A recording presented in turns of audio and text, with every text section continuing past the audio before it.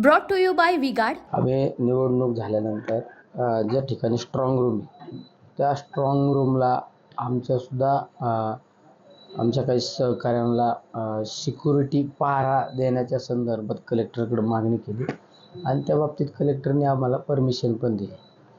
तसेच आम्ही प्रत्येक दिवशी त्या स्ट्रॉंग रूमला आमचे काही कार्यकर्ते आमचे सहकारी या ठिकाणी 24 तास पहारा देत आहे।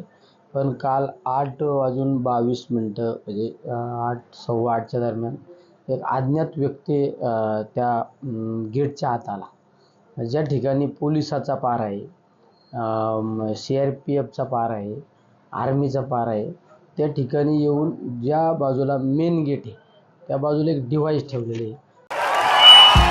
भाइयों बहनों, उनके राज में पावर रहे अनस्टेबल और हम रखे सब स्मूथ और स्टेबल।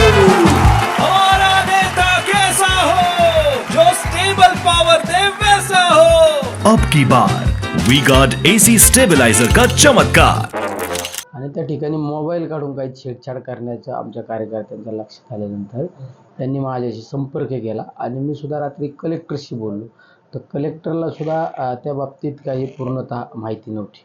ज्यावेळेस त्या कार्यकर्त्याला आमच्या सहकाऱ्यांकडून विचारणा झाल्यानंतर त्यांनी सांगितलं की मला जिल्हाधिकाऱ्यांनी त्या ठिकाणी परमिशन दिलेली आहे। जिल्हाधिकाऱ्याला मी तात्काळ काहीतरी रात्री 11:30च्या दरम्यान फोन केला तर जिल्हाधिकाऱ्याचं म्हणणं आलं की मला त्या बाबतीत काही माहिती नाही। एखाद्या वेळेस तो CCTV फुटेजवाला माणूससुद्धा असू शकतो, पण CCTV फुटेजवाला असू नाही तर कुणी पण असू, विशेष म्हणजे त्यांनी आत एंट्री करताना त्यांनी परमिशन घेतलं पाहिजे आणि जे आमचे लोक आहेत त्या ठिकाणी उनका बैकअप सिर्फ कल तक और हमारा चांद तक। हमारा नेता कैसा हो जो नॉन स्टॉप बैकअप दे वैसा हो। अब की बार वी गार्ड इन्वर्टर बैटरी का चमत्कार। उपस्थित त्यांच्याशी सुद्धा संपर्क केला पाहिजे, पण त्या बाबतीत कुठलाही संपर्क झालेला नाही। त्यांना विचारणा केल्यानंतर त्यांनी उडवाउडवीचे उत्तर त्याच्याकडून देण्यात आलेले आहे। त्यामुळे ही बाबसुद्धा एक शंकास्पद बाब आहे आमच्या दृष्टीने। आज सकाळी त्या बाबतीत ट्विटसुद्धा मी केलेलं आहे।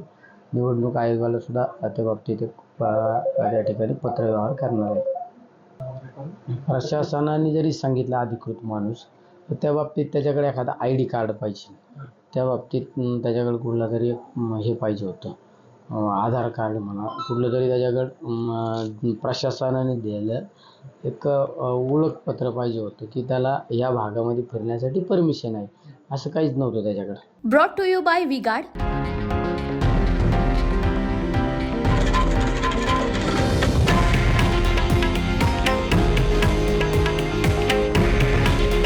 हे आहे देशातील नंबर 1 न्यूज नेटवर्क आणि आपण पाहत आहात TV9 मराठी। काळजी तुमची, हित महाराष्ट्राचं।